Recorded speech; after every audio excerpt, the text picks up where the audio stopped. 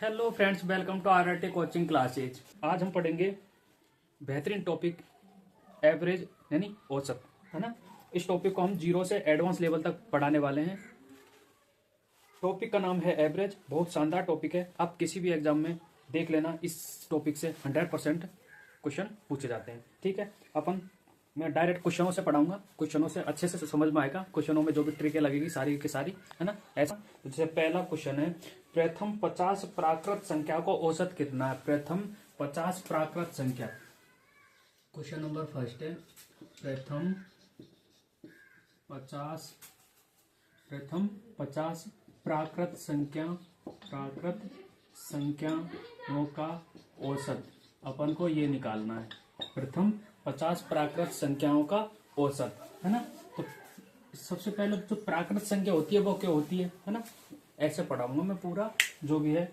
जैसे प्राकृत संख्या क्या होती है। प्राकृत संख्या होती है जो 1 से स्टार्ट होकर अनंत तक जाती है। 1 2 3 4 5 6 7, ये सब क्या है, प्राकृत संख्या। ठीक है, और पूर्ण संख्या क्या है। पूर्ण संख्या क्या होती है।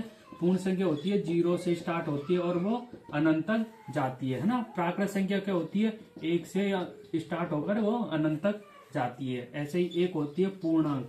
पूर्णांक संख्या क्या होती है। पूर्णांक संख्या होती है जिसमें ऋणात्मक संख्या और आ जाती है ना। मतलब ये तो इधर तो धनात्मक हो गई और इधर ऋणात्मक और आ जाती है, ये अनंत तक जाती है, ये होती है पूर्णांक संख्या। ठीक है, तो ये क्या है, प्राकृत संख्या यानी प्रथम 50 प्राकृत संख्या यानी 1 से 50 तक, है ना। प्रथम 50 संख्या कौन सी होगी, 1 2 3 से 50 तक, ये है। अब इनका अपन को औसत निकालना है ना। तो सबसे पहले एक चीज समझ लो, एक चीज ध्यान रख लो, उससे सब पूरे सवाल हो जाएंगे। जैसे कि मान लो औसत है ना। जब भी औसत पूछ ले उसमें सबसे पहले ये देख लेना, प्रथम संख्या प्लस अंतिम संख्या, प्रथम संख्या प्लस अंतिम संख्या बटा 2, ये कर दो, पूरे सवाल फ्री।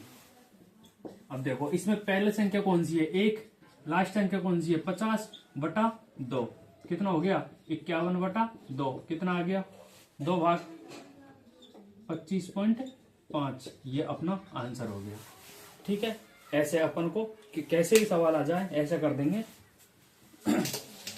अभी देखो दूसरा सवाल क्या अपने पास, प्रथम 9 अभाज्य संख्याओं को औसत। प्रथम 9 अभाज्य संख्याओं को औसत पूछ रहा। प्रथम 9 अभाज्य संख्याओं को औसत। अब अभाज्य संख्या क्या होती है और भाज्य संख्या क्या होती है, 2 होती है ना, अभाज्य और भाज्य। अभाज्य और भाज्य, भाज्य संख्या तो वो होती है जी, वह संख्या जिसमें एक और स्वयं उसी के अलावा भी किसी और संख्याओं का भाग जाता हो। जैसे कि मान लो 2 है, 2 में क्या 2 का और 1 का भाग जाता है, किसी और का जाता है, नहीं जाता है ना, तो ये भाज्य संख्या नहीं होगी। तो पहली भाज्य संख्या कौन सी होगी, 4 में 4 का जा रहा है, 1 का जा रहा है, लेकिन 2 को और जा रहा है, तो ये भाज्य संख्या होगी।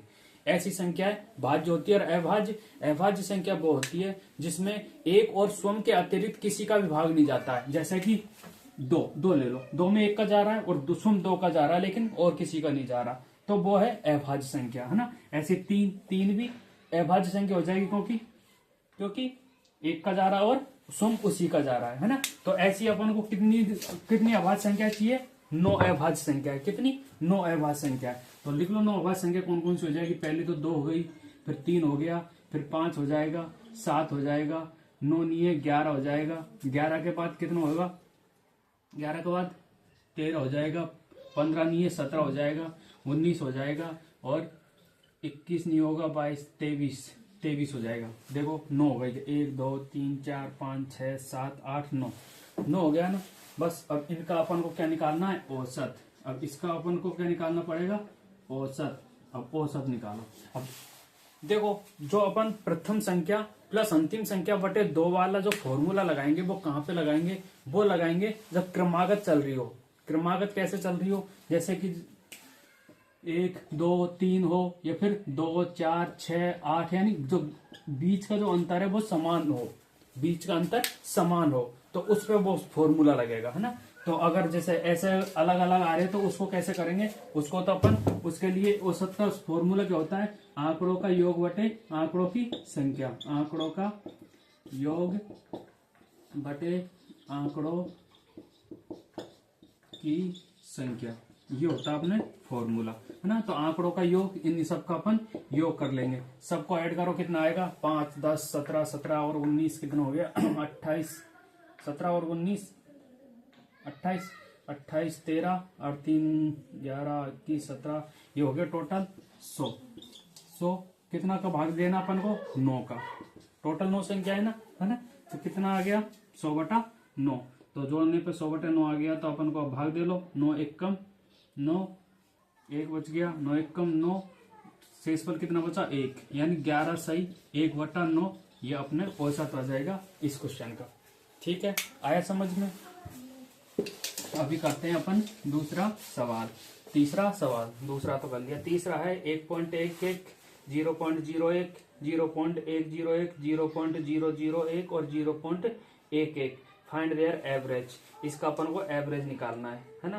तो एवरेज ऐसे कर लेना। अब दूसरा क्वेश्चन लेते हैं अपन, 50 तक की सभी सम प्राकृत संख्या को औसत कितना है, यानी ये बोल रहा है 50 तक की सभी सम प्राकृत संख्याओं को औसत निकालना। 50 तक की यानी 1 से ले लो 50 तक, है ना। इसमें जितनी भी सम संख्याएं आ रही है उनका अपन को औसत निकालना है। तो कैसे निकालेंगे सम संख्याओं को औसत। देखो पहली औसत संख्या, पहली सम संख्या कौन सी हो जाएगी 2, इसके बीच की, और इसके लास्ट 50 तक की, यानी 50 होगी नहीं होगी। अब इससे औसत निकालो। इसे औसत कैसे निकालेंगे, पहली संख्या तो और लास्ट संख्या दोनों आ गई ना, पहली संख्या प्लस लास्ट संख्या बटा 2, कितना हो गया 52/2 बराबर कितना आ गया 26 आंसर। ऐसे हो जाएगा, ठीक है।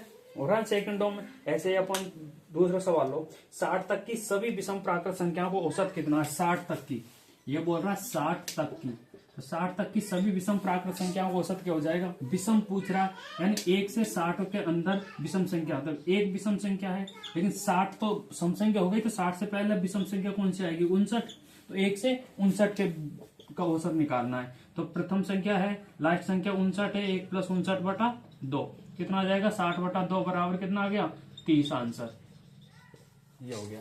ठीक है, ऐसे अपन औसत निकाल लेंगे। ठीक है, और सवाल लो, और सवाल लेते हैं अपन। जैसे एक सवाल है, A, B, C और D क्रम से 4 लगातार सम संख्या दे रखी है ना। 4 लगातार सम संख्या दे रखी है और उनका औसत दे रखा 65। तो A और D का अपन को गुणनफल निकालना है। बताओ कैसे निकालेंगे। A, B, C, D 4 सम संख्या दे रखी है ना, यानी A, B, C और D ये 4 सम संख्या दे रखी है। ठीक है, और इनका औसत कितना दे रखा है, औसत दे रखा है 65, औसत दे रखा है 65। ठीक है, अब देखो ये चीज देख लेना, जैसे कि औसत का अपना फॉर्मूला क्या होता है। औसत का फॉर्मूला होता है आंकड़ों का योग बटे आंकड़ों की संख्या। जैसे अब अपन को आंकड़ों का औसत दे रखा है और आंकड़े दे रखे, कितने आंकड़े 4, इससे अपन आंकड़ों का योग निकाल सकते हैं, है ना। तो आंकड़ों का योग कैसे निकालेंगे, अब इसका मान लो मेरे को ये योग निकालना, तो कैसे निकालूंगा 65 गुणा जितना औसत है वो, उसका गुणा किससे करना अपन को, आंकड़ों की संख्या से। तो आंकड़ों की संख्या कितनी आएगी ये, तो 4 × 5 = 20 और 4 × 6 = 24, 24 और 2 कितना हो गया 26, यानी 260। टोटल उसका जो योग है चारों संख्याओं का, उसका योग कितना आ गया 260, है ना, 260 आ गया। ठीक है, ए और डी का गुणनफल निकालना है। तो इसमें अपन को योग की जरूरत नहीं है, इसको अपन डायरेक्ट कैसे करेंगे। देखो 4 संख्या दे रखी है, 4 संख्या दे रखी है, मैंने आपको ये बताया होगा, चलो नहीं बताया तो एक बार ये देख लो।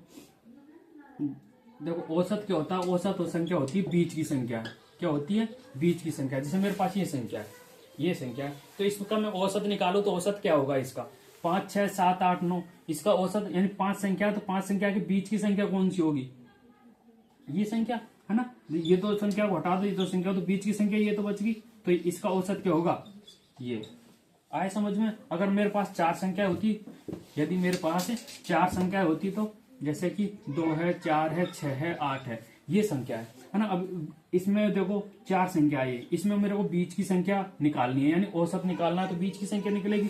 तो इसमें बीच की संख्या कितनी होंगी, 2 होंगी ना। अब 4 और 6 के बीच की संख्या कौन सी है, जैसे 2 संख्या बीच की निकली, अब अपन जो 2 संख्या बीच की निकली उसका भी बीच की संख्या, यानी उसका भी औसत निकालेंगे, तो उसकी बीच की संख्या कितनी है, 4 और 6 के बीच की संख्या कितनी है 5 है ना। है ना। तो ऐसे निकालेंगे। अब जैसे 4 संख्या, अब इसका औसत दे रखा है कितना, 65 65 दे रखा है, लेकिन जो चारों संख्या है वो कैसी है, सम संख्या है। तो 65 दे रखा है, 65 दे रखा है, तो 65 तो इस जगह हो गया ना। इसके बाद कितना आएगा, 65 के बाद ये संख्या समानी चाहिए ना, क्योंकि सम संख्या चार। 65 के बाद 66, और 66 के बाद कितना आएगा, 68, क्योंकि सम संख्या है ना। इधर इधर कितना, 64 और 62। ठीक है, तो बीच की संख्या ये दोनों हो जाएगी, इस दोनों को औसत निकाला तो 65 आएगा। तो अब देखो बड़ी संख्या और छोटी संख्या का क्या बोल रहा है, ए इंटू डी का गुणनफल, यानी इसका और इसका, ए तो ये है और डी है, इसका गुणनफल, यानी 62 इंटू 68। कितना हो गया गुणनफल, करो गुणा। 8 दूनी 16, 8 छिक्के 48 और 1 49, 6 दूनी 12, 36, 36 और 1 37, 6 9 2 11, 7 4 11 और 1 12 और 4। कितना आ गया इसका आंसर, कितना आया इसका आंसर, 4216। ये आंसर है। आई समझ में, आई समझ में बात। ठीक है, औसत निकालना। देखो अभी दूसरा क्वेश्चन, एक क्वेश्चन है, 5 संख्याओं को औसत 18 दे रखा है, यानी 5 संख्याओं का औसत 18 दे रखा है। 5 संख्याओं का औसत कितना दे रखा है, 18। अगर अपन इसका योग निकाले तो 5 संख्याओं का योग करेंगे, 18 पंजे 90, ऐसा हो जाएगा ना। योग निकालेंगे तो इनको गुणा कर देंगे। एक संख्या छोड़ देने पर औसत 16 हो जाता है। एक संख्या छोड़ देने पर जो औसत है वो 16 हो जाता है। छोड़ी गई संख्या क्या है, अब देखो इसमें से उसने क्या, एक संख्या छोड़ दी, मतलब 5 संख्या थी तो एक संख्या छोड़ दी, यानी 4 बची, है ना। और उसका औसत कितना हो गया, 16। तो 16 चौका कितना हो गया, 64। देखो जब 5 संख्या थी तब 18 था, यानी मल्टीप्लाई कर दिया तो योग कितना हो गया, 90। मतलब 5 संख्या का योग 90 है, तो और दो उस संख्या को छोड़ने के बाद 4 संख्याओं का योग कितना हो गया, 64। तो जो संख्या छोड़ी थी वो आ जाएगी, क्यों, इसमें से इसको घटा देंगे, ये घट ही तो रहा है, बस घटा दो, कितना बचा 6, कितना बचा 2। तो उस संख्या कौन सी होगी, 26। तो वो संख्या कितनी होगी, 26। कौन सी संख्या होगी, 26 संख्या होगी। ठीक है, पर अब दूसरा क्वेश्चन को ऐसे अपन सवालों को करेंगे। देखो क्वेश्चन कौन सा है दूसरा अपना, हाँ, 50 संख्याओं का औसत 38 दे रखा है। यदि इनमें से 2 संख्या 45 तथा 55 छोड़ दें तो शेष संख्याओं का औसत क्या होगा। 50 संख्याओं को औसत 38 दे रखा है। 50 जो संख्या है उसका औसत है 38। ठीक है, इनका योग निकाल लो। 50 संख्याओं का 5 8 40, 5 3 15, 15 और 4 15 और 4 19, यानी 1950 संख्याओं का योग आ गया। इसके बाद में जो 45 और 55 दो संख्या है वो छोड़ दी जाती है।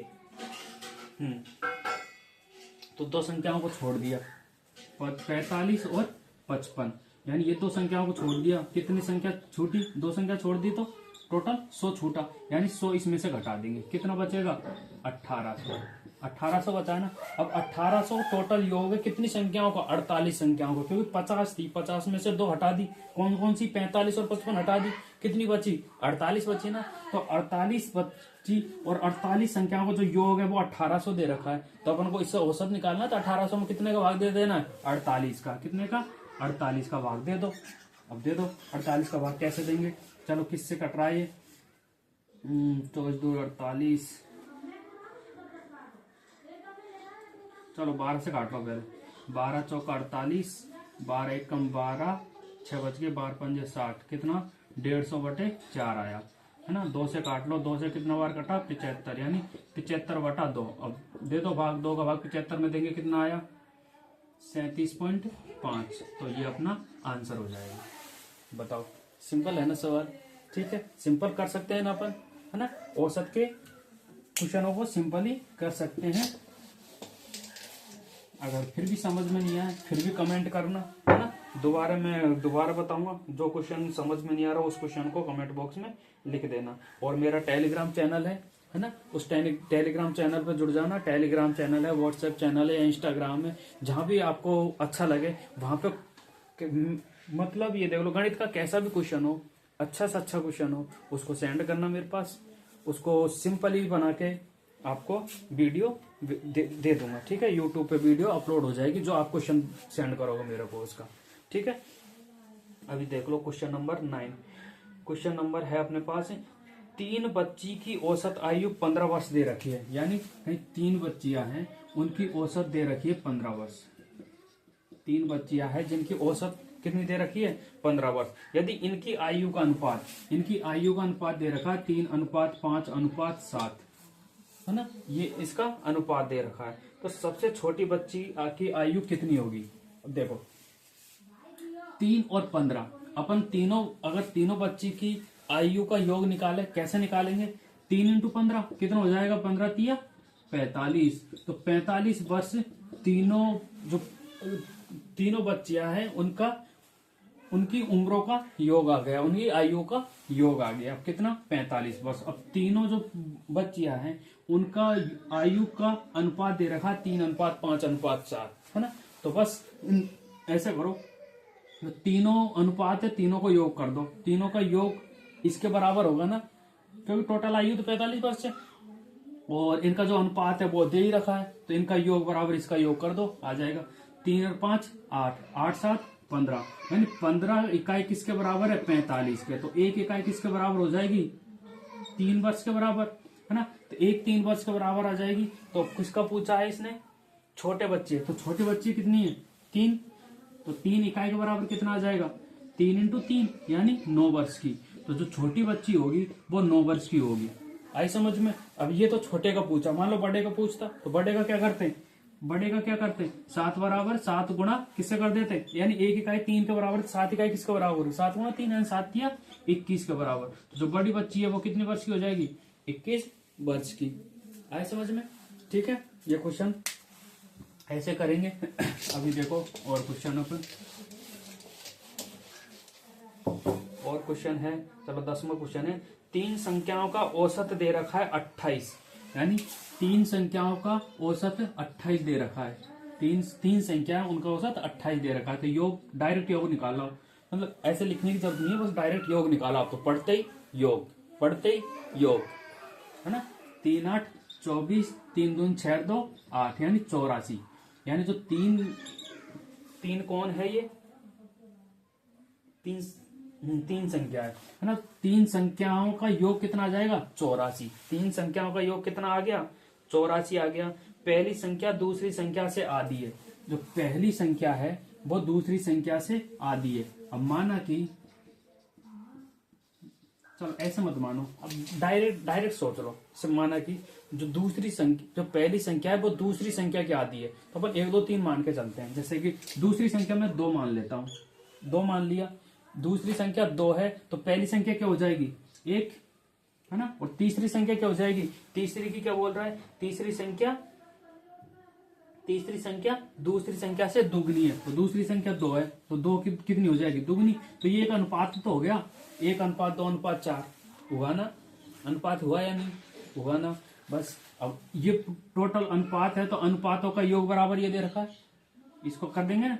3 4 7, यानी 7 बराबर 84 हो गया। तो 1 बराबर कितना आ जाएगा? 7 एकम 7, 7 दूनी 14, यानी 12 आ गया। अब क्या पूछ रहा है? ये कौन सी संख्या पूछ रहा है? तीसरी संख्या। तीसरी संख्या कितनी है? 4। तो 4 के बराबर कितना आ जाएगा? 12 चौका 48। तो 48 जो बड़ी संख्या होगी वो कौन सी होगी? 48। तो यही अपना आंसर।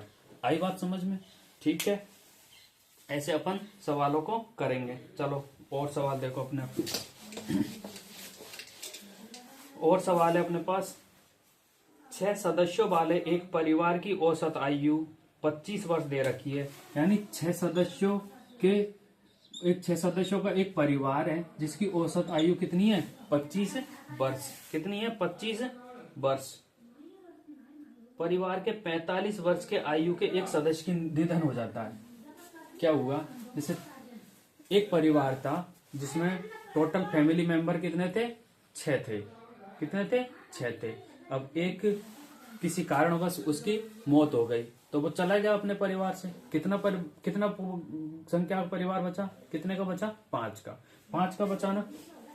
तो अब जो 5 का बचा तो उनकी औसत आयु कितनी होगी? तो जो अपने मौत हुई उसकी उम्र क्या थी? उसकी उम्र थी 45 वर्ष। उसकी उम्र कितनी थी?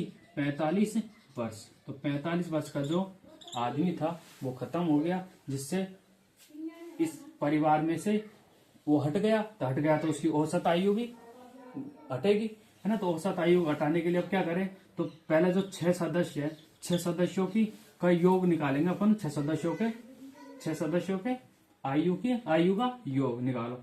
6 पंजे का 30 और 6 दूनी 12 और 3 15, यानी 150 वर्ष। 150 वर्ष। अब इसमें से कौन गया 45 वर्ष का, तो कितना बचा 105 वर्ष। अब 105 वर्ष बचे ना। अब 105 वर्ष किन का योग है, 5 सदस्यों का। 5 सदस्यों को छठवा तो गया, तो इसका अपन क्या निकाले, औसत। तो 105 में किसका भाग दे देंगे, 5 का। तो 5 दूनी 10, 5 एकम 5, यानी 21 वर्ष। तो अब जो औसत आयु है वो कितनी रह गई, 21 वर्ष। तो अब उस फैमिली की औसत आयु कितनी रह गई, 21 वर्ष। आई बात समझ में, ठीक है। और अपन दूसरा क्वेश्चन लेते हैं अभी। 9 छात्रों के एक समूह के औसत आयु 16 वर्ष दे रखी है, यानी क्या है, 24 छात्र हैं, 9 छात्र हैं, 9 छात्रों के समूह की औसत आयु दे रखी है 16 वर्ष। 9 छात्रों के समूह की औसत आयु 16 वर्ष दे रखी है। बस योग निकालो डायरेक्ट। 16 नंबर कितने होंगे, 144। 16 नंबर 144, ठीक है। 36 वर्ष की आयु का अध्यापक को समूह में सम्मिलित किए जाने पर उनकी औसत आयु में कितनी वृद्धि हुई। और देखो, मतलब 9 छात्र हैं, उनकी औसत आयु 16 है, टोटल वर्ष इतना है। लेकिन एक अध्यापक और आ गया, तो उसको भी मिला लिया उसने, तो उसका भी अपन को औसत निकालना है। तो कितने वर्ष का है, 36 वर्ष का। तो 36 इसमें अपन ऐड कर देंगे। 6 4 10, 4 3 7 और 1 8, 180। तो 180 किनका, 10 का, क्योंकि 9 तो छात्र थे और एक अध्यापक और आ गया, तो एक अध्यापक जोड़ दिया, तो 10 का योग कितना हो गया, 180। तो 180 बटा 10 करेंगे तो कितना आ जाएगा, 18 वर्ष। 18 वर्ष। तो ये औसत आयु हो गई, छात्रों की और अध्यापक की, ठीक है। तो ये क्या पूछ रहा है, औसत आयु में कितनी वृद्धि हुई। पहले कितनी थी, 16 थी, अब कितनी है, 18। कितने की वृद्धि हुई, 2 वर्ष की वृद्धि। तो अपना ये आंसर हो जाएगा, 2 वर्ष की वृद्धि। आई बात समझ, ठीक है। अभी अगला सवाल लेते हैं। अगला सवाल है, 24 छात्र तथा एक अध्यापक की औसत आयु 15 वर्ष है। मतलब 24 तो छात्र और एक अध्यापक, टोटल कितने हो गए, 25।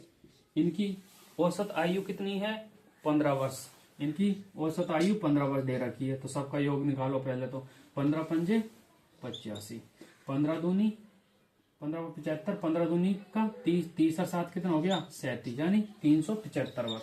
तो इसका योग 375 वर्ष है, ठीक है। इसके बाद क्या बोल रहा है क्वेश्चन, यदि अध्यापक की आयु छोड़ दे तो औसत आयु 1 वर्ष घट जाती है। अब क्या बोल रहा है,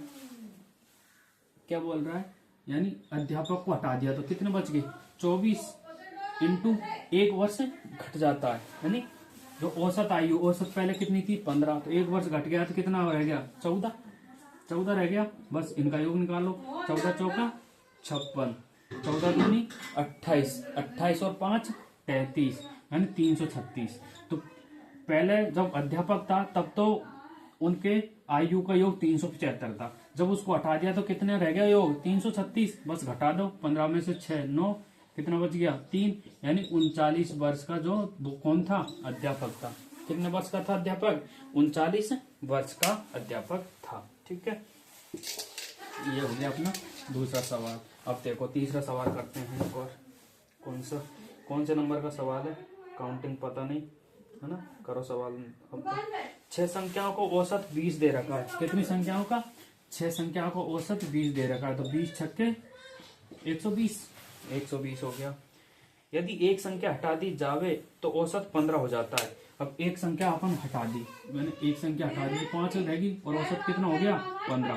तो 15 पंजे 75, 15 पंजे 75, 15 पंजे 75। एक संख्या हटा जावे तो औसत 15 हो जाता है। हटाई गई संख्या के स्थान पर 39 जोड़ने पर उन नई 6 संख्याओं को औसत निकालना है। अच्छा अच्छा, तो इसको छोड़ो, ऊपर वाले को छोड़ो, इसको लगाता हूँ, है ना। तो 5 संख्याओं का, अब इसमें अपन कितना जोड़ दें, 39 जोड़ दें, जोड़ो, 9 और 5 कितना हो गया, 14, और 7 और 3 10 और 1 11, तो 114। तो अब ये छह का योग हो गया 114। बस अब अपन को इसका औसत निकालना है, तो निकाल दो, 6 का भाग दो, 6 एकम 6, कितना बच गया 5, 6 नाम की 54, तो कितना आ गया 19। बस आई बात समझ में, आई ना बात समझ में। क्या बोल रहा क्वेश्चन ने बोला थी 6 संख्याओं का जो औसत है वो 20 दे रखा है, ठीक है। फिर एक संख्या उसमें से हटा दी तो 5 संख्या बची, 5 संख्याओं का औसत 15 वो रह गया उसको हटाने पर, तो उनका योग 75 है। 75 और एक अब मतलब 5, जो ये 75 है इसमें एक संख्या और ला रहे 39, तो 39 संख्या लाने पर उसको औसत पूछ रहा है, तो 39 को जोड़ दो, 114, 114 में अपन दे देंगे कितने का भाग, 6 का, क्योंकि एक संख्या और आ गई तो 5 से हो गई 6, तो 6 का भाग दे देंगे, ठीक है। तो इस क्वेश्चन में इसका कोई यूज नहीं है, ये ध्यान रखना। आई बात समझ में, इसका कोई यूज नहीं है, बस इसका यूज है। आई बात समझ, ठीक है। ये हो गया अपना क्वेश्चन। अभी करते हैं अपन दूसरा क्वेश्चन। चलो लास्ट क्वेश्चन करते हैं। इस लास्ट क्वेश्चन को आप करोगे, क्वेश्चन का कमेंट में आंसर देना है, चाहे गलत हो या सही, ठीक है। Thank you. चैनल को सब्सक्राइब कीजिए, शेयर कीजिए अपने दोस्तों के साथ, जैसे उनका भी भला हो, है ना। ठीक है, थैंक यू।